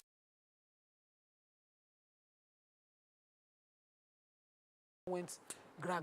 So I said, okay, I'll wait for you to do it at home because I've seen that it's more expressive now and he doesn't know the place of please. We've been learning please since. He knows he doesn't want to use it. He doesn't want to use it. And then he feels, if I don't think I offended you, I don't have to say sorry.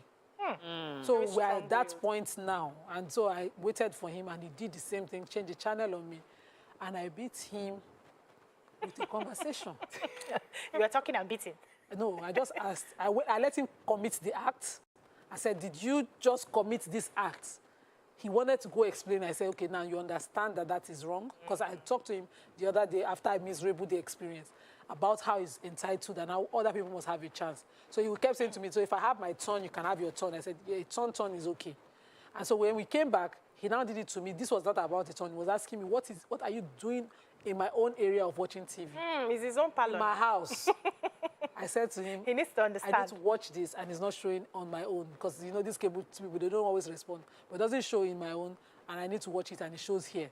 He said, but I don't want to watch news. You're always watching news, and before you knew it, he changed the channel on me. I did not say anything because if we say we should continue a conversation, this is somebody I had a conversation with about people's.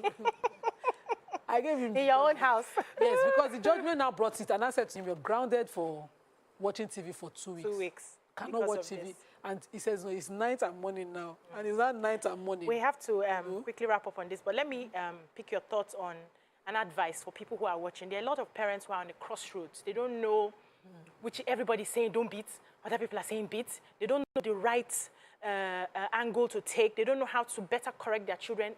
All these things that happen in social media these past weeks, a lot of parents are scared.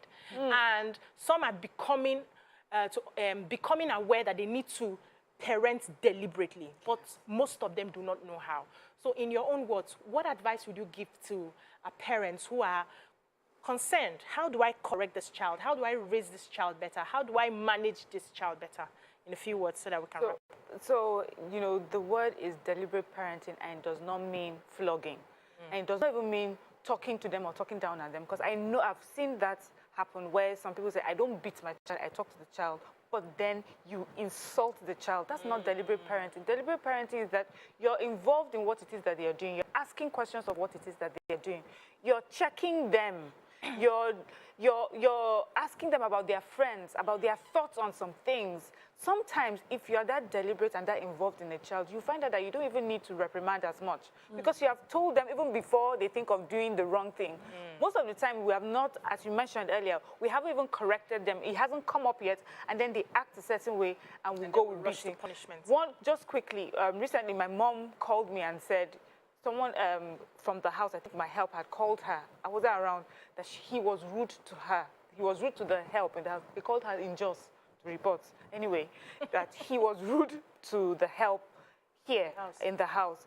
And I called him. I was like, how? How is this possible? He said, I'm so sorry. In fact, when it was explained, he said to me, I wasn't home. He said, when Grandma explained it to me, I now realized what I did, but actually meant it as a joke. I'm ashamed of what I did. I regret it. Those were his words. Yes. So there was no need for beating and everything. So I was deliberate in finding out. Even though it had been handled, I wanted to find out, why did you do what you did? And now we understand better, and it's not going to happen again. So the flogging, I only talk to them. I don't beat them. When you talk to them, what did you talk to him about? To them. When if in that case I came, don't be rude to anybody. I didn't ask ever. Don't ever. Don't try it. Don't do it. Without asking what happened. That is not deliberate parenting. If I'd come in flogging, that is not deliberate parenting either. There's also the part of being the example you want your child to be. Yes. Awesome. So if you're kind, if you're nice and respectful to people you think are They'll under pick up on it. They'll pick up on it eventually. They might.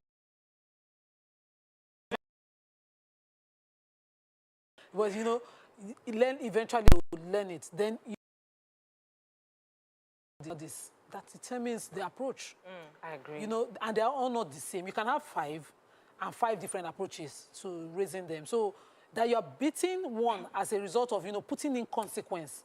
Maybe that child never believes that there's a consequence for anything. He gets away with everything. And you're afraid that there are just some choices he might make in life that would eventually have grievous consequences. Yeah. You start to address it from a small behavior. So maybe 2 children are playing, he's always in the phone taking something and saying, but selfish. I didn't mean it now. I'm just playing with him, and you know, the other person is crying. Or maybe he comes home every day showing up with things that, you know, that don't belong to him.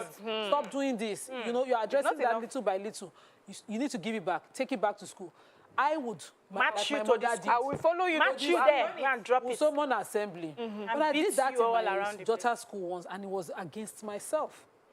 I shared that. So sometimes we need to be slow, but whatever method, but that abuse of flogging, just beating a child, because a lot of parents abuse their own children because they were abused. Talking down on children, like as a consequence. So it's flogging. I used to say, when I say lie down, they know the meaning. If I say, bring your hand, your own is 3. You are senior, it's double the 3. You know, it's conversation. Don't beat my children deliberately for breaking anything like a gadget. No, of course not. Phone, if you break your phone, no, if you break my phone, something will happen. No, if you break your tablet, no consequence. It means you don't have a so I broke my own phone. Did anybody beat me? No, you beat yourself. My money. You bought it now. Yes. So also Your I money would will beat you. honestly, I'll have to add that I think with everything that's happening, it's very important that parents begin to take classes, especially on child psychology. There were a lot of things that I learned that helped me. It helped if me. not, I really do not understand how I would have handled my children coming from where I came from. So it helped me to understand the psychology of the children. And also we need to observe our children. Not all will be handled the same way. I have three. Three of them have different patterns, different behavior. I can't use the same method for three of them. Thank you so much, ladies, for your contribution. We'll go on a short break now. When we come back, we take women in politics. Stay with us.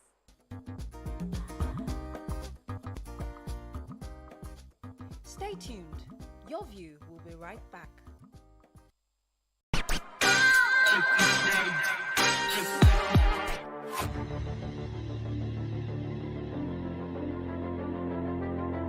At TVC Communications, we're all about our audience. Millions of viewers, listeners, and readers every day all around Nigeria.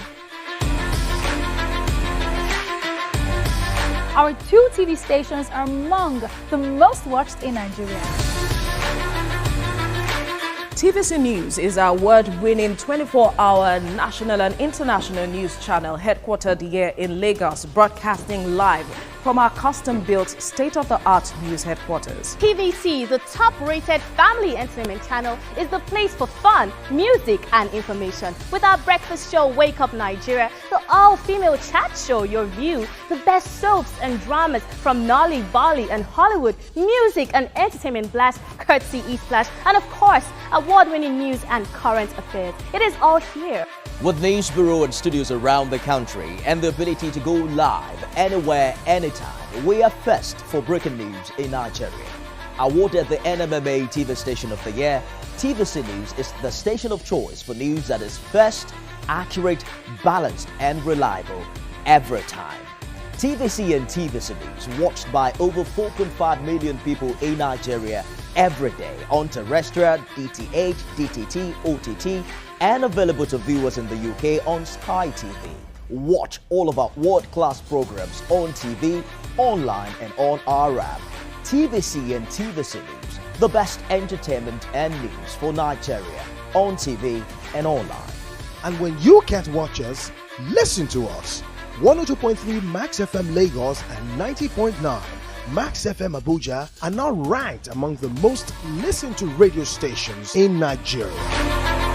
Now, with over 1.5 million listeners every day, we're the people's favorite radio station. Best hit music, best on-air talent. Max 102.3 hit music for Lagos and Max 90.9 hit music for Abuja. We are your home for that fun, entertainment, and hit music. In Lagos, TVC, our leading family entertainment TV channel, has a 47% market share. But this is just the start of our journey as we plan to add even more services to entertain and inform our ever-growing audience. Thanks for being part of the TVC communication story.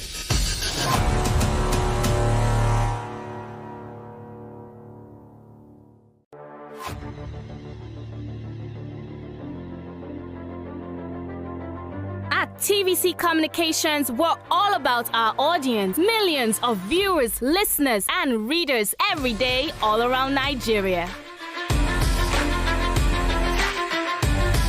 Our 2 TV stations are among the most watched in Nigeria.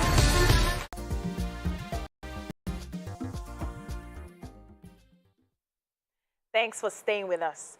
Joining us is a woman with specialization in public administration, project management, real estate pre-licensing. She has served in various organizations in huge capacities as president, CEO, executive secretary, etc. Welcome, Kairat Animashaun Ajiboye. Thank you. Thank you so much. I'm so excited to be here. Yes. So we are actually celebrating women who decide to get into politics, into leadership roles, because we want to support a lot of women with our platform, women who have decided to take up the mantle of leadership. And we're excited that you're one of those. And I hear that you want to contest for governorship of Lagos State, Mary. Yes, ma'am.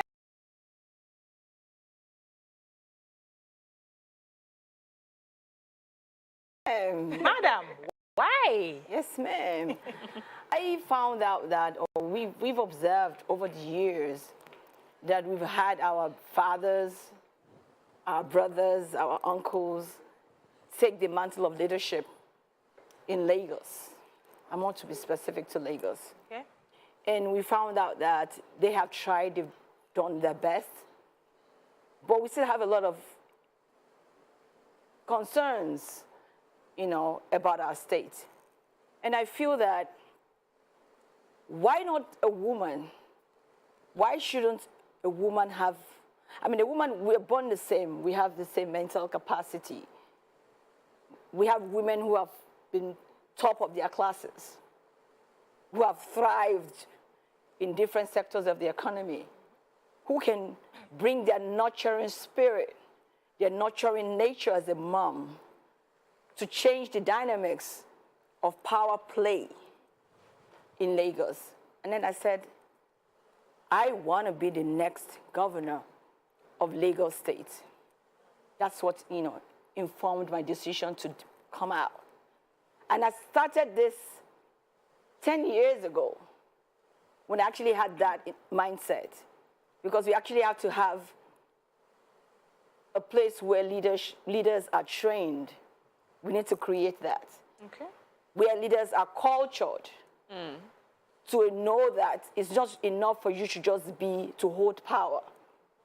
You also have to take responsibility, not just for your team or for the bourgeois or for the party, but for the people.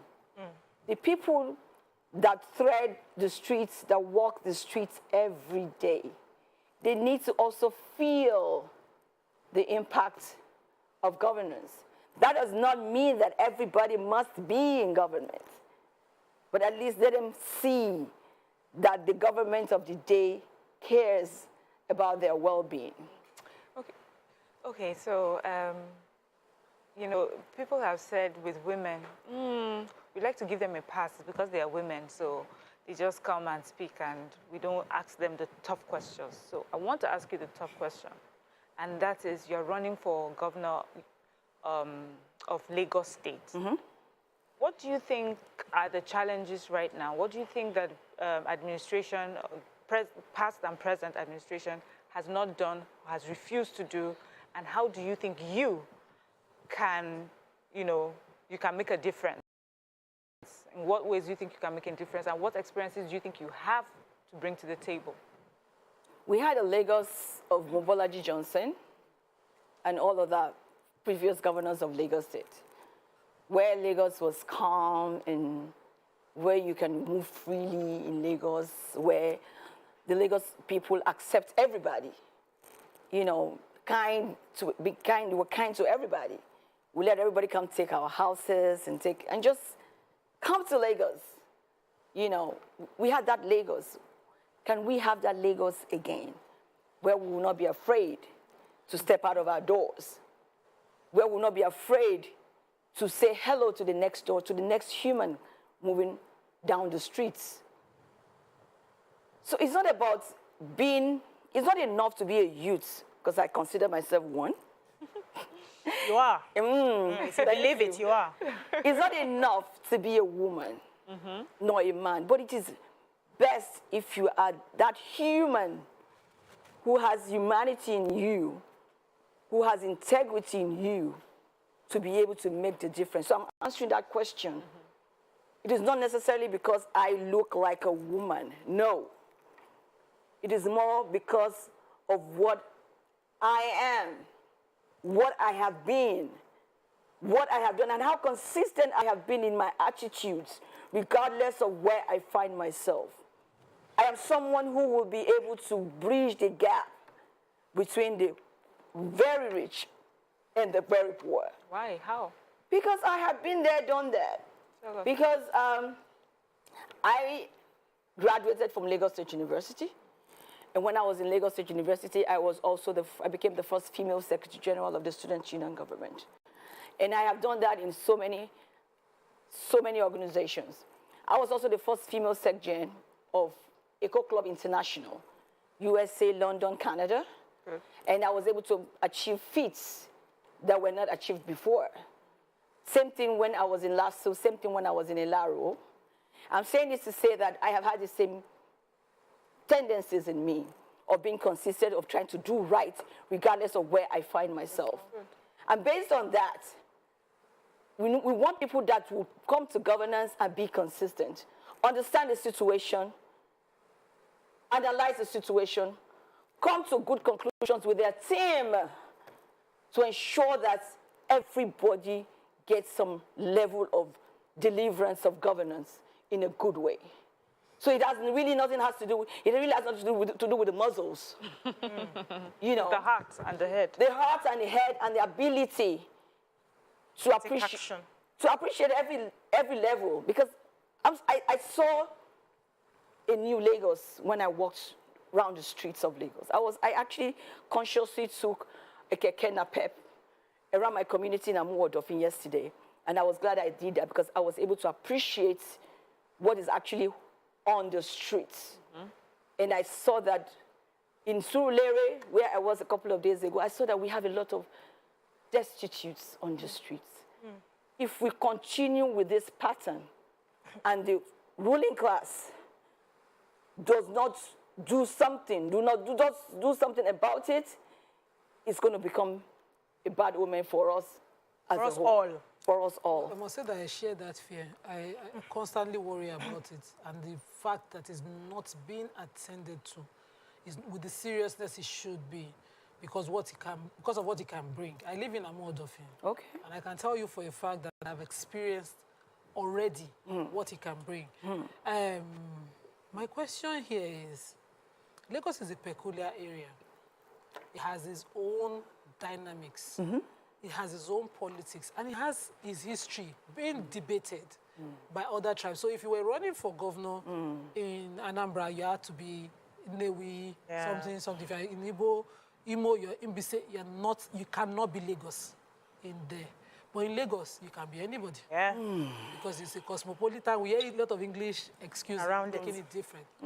So you are running for governorship in Lagos. These dynamics will affect you. I've seen your profile, you're Awori, Lagos Island and all of that. How would you play that game here? One. Two, the problem of Lagos is not a problem of just, when people come out here and they say that I know how to bridge the gap between the poor and the rich. I'm a people's person. When you look at the people's person part, because they do giveaways, share rice, monthly, and all of that. In Ramadan, they come, their politicians, at their house, you see a crowd. People coming to eat. And so that's how they're a people's person. How do you want to be a people's person the way that I expect? I don't want to say what I expect of you, but I want to hear what you Thank you so much. Thank you so much, Nima.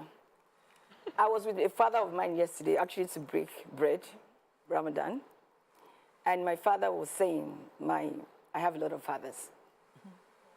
And he was telling me the level of poverty and the reason why there has to be bags of rice, there has to be this, there has to be that, to help the widows, to help everybody. That, do you see their faces when they are given money?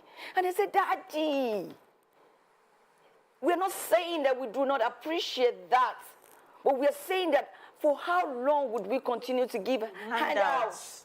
True. Can we provide jobs? These women need real jobs to take care of their kids, of their family, of their households. For how long are we going to make our people beg? So if we're looking for structures, we want to create structures, enabling environment whereby people can actually thrive. It is not enough to just survive every 4 years. You give them 10,000, 20,000 and a bag of rice now. Not even enough.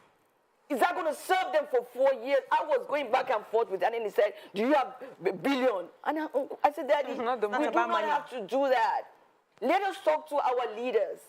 You, our fathers, you need to start changing mindsets. Our royal fathers are even scared for their subjects to come to them. Wow. Because of the poverty and the penury level. What do we do? So we need to bring solution, bring orientations around solutions for all of these problems that we see. So what do we want to create? One thing I have to tell you, though, is this. I and my team, we are very keen about how the attitude of our people. It is not just about the ruling class. It is not just about the politicians. Every one of us have responsibilities that we have to uplift for us to be better, for our state, our country to be better. Because you find out that the attitude that the elderly have, that all of the other people, are the same attitude that our children and our younger ones possess. That's what the same attitude that they have. Everybody has the same. How do we try to start changing this narrative? Yeah, it starts from the place of influence. Leadership influence the cultures. Yeah. Culture of materialism, all of that. The reason why we have to have people of like minds in governance, people who believe that, okay, guys, let's take a step back. The oligarchy and the power people, you want to take care of you. But why don't you also let us give a fraction of this patrimony of ours to the people? Let us create jobs. Coming in today, like I said earlier, I saw a lot of young boys, potential, powerful guys that can drive the infrastructural level of this country, of this state. They can drive the technological advancements of this state. I could see their eyes. These are young boys that are keen, that are waiting, hungry to be taught. So we can do that. We can provide facilities that can train these young boys in different areas. Where we now go politic and beg the government and say, Joe Tori alone, we need funding for this. Where can we generate more funding for this? And we have the capability, we have the populace to do that. Let me quickly ask you this question. So I know that when it comes to elections and politicians, there's always promises flying up and down. And if you do not give us something specific, we will not have something to hold you accountable to. So for the sake of being specific, what are some of the solutions, some of the problems that you have highlighted, the solutions you want to give to solve that problem, so that if you become successful tomorrow, you can say, Madam, you say you were going to do A versus B, we have not seen it. See what we're doing to the president right now. Well, we have seen it. He mentioned corruption. He mentioned insecurity. Till today, we have not seen it. So we can hold it. What are some of those specific solutions you want to bring in when you get into power? Okay. One of our mantras is this. Our major mantra is dare to be unconventional. Okay. Right? We want to hold public officers to anything. We want to listen to their, I'm going to give you free food, I'm going to give you free education, I'm going to give you, that is what we always ask them. But can we be a little bit more pragmatic? Can we find a way out of this? Such that it will not be the same repertoire of conversations every year, year in, year out. So let us find a way, ask me questions as to there are issues of this, what kind of solutions can we prefer? Maybe it is better. Maybe we can start changing that mindset as media men and media giants. So that way it will be easier to actually make our people be more solution-oriented in terms of how they want to solve our problems. So what I'm saying in essence is this. We have problems of unemployment. Huge unemployment situations. In fact, fundamentally, we have power problems. Major. Now we're talking. I understand that there are issues that the federal government has signed and that has done some things. I don't know what the legal terms are. But I'm looking for a situation whereby we can romance the federal government. And I'm being sincere now. To see how we can create more, generate more power in Lagos State. Because if there's power, even if it is not 100% as at right now, we can put a plan together, a policy statement together, to say we expect this to... I know there are a lot of giants in that industry that may not want this to thrive. So that is why governance is not just about coming to say, I'm going to do this in 4 years, I'm going to do that. Because you have to do a lot of research. Let me quickly come into what your structure to get power, get into governance is. So we know how politics play here. And they say structure, how do you want to make your numbers? In Amodofi, for instance, where that's your place of birth, how would you say your influence is? What's your party like in terms of structure? How are your unit and area meetings? What are they? What does it? It's growing. It's coming up. And I'm going to say this because I've said it in a couple of platforms. This is where I grew up. I was not born in Amodofi. I was born in Lagos Island. I'm from Lagos Island originally. Yes. And when I came in, I see a lot of my young, brothers, sisters. Auntie, I've known you for years, 25 years. I'm like, you guys are so big now. I wouldn't even recognize you. And I said, what are you all doing now? A lot of them are maybe jobless right now. And I'm thinking, I'm cracking my brains, and I'm saying, let's have a meeting. What can we do? Do you know you guys can do this? When I saw the community, how dirty it was, I said, we can actually create a day or two. The government does not have to do everything for us. So this is where structures build. The government doesn't have to do everything for us. Let us come out and clean. We can put this on YouTube. We can put it on social media, let everybody know that we are taking responsibility. For our lives. For our lives, for our future, for our health. For our mothers and fathers that are still there, that's been there for 50, 40 years. And they agree with me. I said, we have to find a day to do it. So this is where structures grow.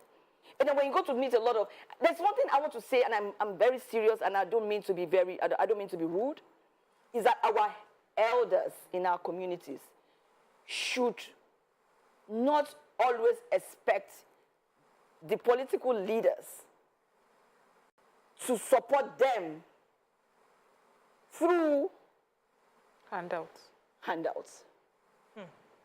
So that the political leaders can actually go down the line to do what they're supposed to do. So what I'm saying now is that we want to take governance to the people. The 3 tiers of government, we want to see how we can create directorates. Like in the I stay in Atlanta, Georgia, and I come in and out. I know that we have the local government, which is the umbrella one, and then we have cities. So in having cities, they have their budgets. So they're able to cascade down developments to, closer to the people. The grassroots. So if we are able to do stuff like that, do things like that for our people, it will be easier. Then we can, if the power situation can get a little bit better, which I believe it will be, depending on who's negotiating. If you're negotiating and you're not asking for anything, you're negotiating for the true interest of the people. And people can see through you that you're sincere. They would want to listen. Our fathers are not dumb. They're not stupid. They know what the right things are. And they can see through us when we do what is right. So if we're able to do that, we can now create these hubs, these job hubs for infrastructural development and engage our youth positively. Because they need to be engaged positively. Or else. Yeah. Or else. So there's this other thing in Lagos State. Next, when you talk about Lagos State, you talk about traffic. You talk about the port, you talk about the bad roads. And, we've had, I think, 2 governors even struggle. They make promises and we see how it falls apart. In what way do you think you can make a difference? Because, a lot of the blame is put on the federal government because federal government owns those facilities. How would you handle it differently? By profession, I am actually first a town planner. Okay. I did town planning in Lilaro. I did town planning in Lagos State University. So we look at things holistically and plan cities, plans. Planning is all encompassing when it comes to city planning or town planning or whatever you want to call it. So I'm saying this to say that we have a lot of drainage issues in the States. Yeah, true. And I'm going back to the same thing that I talked about our attitudes. Coming here, my driver threw a TomTom plastic and threw it out the window. And I said, oh God, that's what you do now, no good. Don't do that again. We are trying to change our mindsets. When you take pure water nylon, you throw it in a drain. Everything you have, you throw it in the drain. Your trash from your house, you throw it in the drain. How does that help government to continue with the policies that they put in place? I know. You understand? So there are a lot of things that we have to do, but we have to actually see what is on ground. Where do we want to go? What is the reality on ground? What is in government right now? Because I know a lot of the civil servants are working very hard, tirelessly to make things happen. They may have their own challenges. So we need to be able to understand what the challenges are. But one thing that I can tell you is this. We will bring responsibility to governors. And we'll make sure that everybody takes their own fair share of responsibility in a nice way. But let us all be responsible for what it is that we want to see. Okay, ma, because of time, let me ask you this final question. Thank you. I believe that everybody who wants to get into politics in their head or want to solve a problem, but the way politics is played, especially in this country, you find yourself there and you are stifled. Have you thought about how you can manage people who will want to sabotage your good plans? Do you have any mechanisms? Do you have a godfather who would have your back? Because we still operate on politics of godfatherism. What are your plans? Thank you very much. I've actually talked about a couple of them. Yeah. But what I want to say is this. A good heart can go a long way. Even though they say, Nigeria, this is Nigeria, don't say that. When I was in the US, I came back to Nigeria and did politics and all of that, and I rose to the national level of politics. And then when I left, a resolution was passed in my name by the House in Georgia. When I read it, I cried because I was like, oh, I didn't know they could see through me. So I'm saying this to say that when your intentions are good, when you have good plans, you're going to campaign to everybody. Tell everybody the good, the bad, and the ugly. That if the ugly say, please, if you mess up this plan, this is how it will affect you. The future.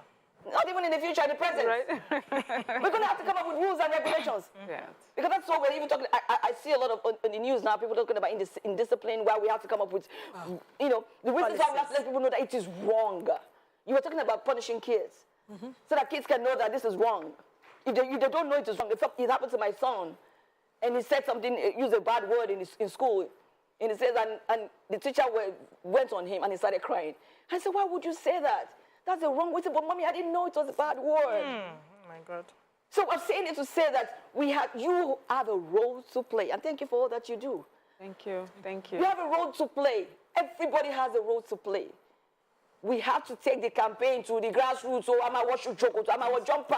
We get into the grassroots and let the people know this is right, this is wrong. Let us try to make a difference. Thank you. Thank you so much, Mrs. Kairat Halima Shan, who is aspiring to be the next governor of Lagos. Yes. This is just a reminder that our conversation strives to represent different views, to give perspective to the discussion. And thank you so much, ladies, for your contributions. That's all we can take on the show today. Till we'll come your way again tomorrow. Bye-bye now. Hi, everyone. Bye. Thank you.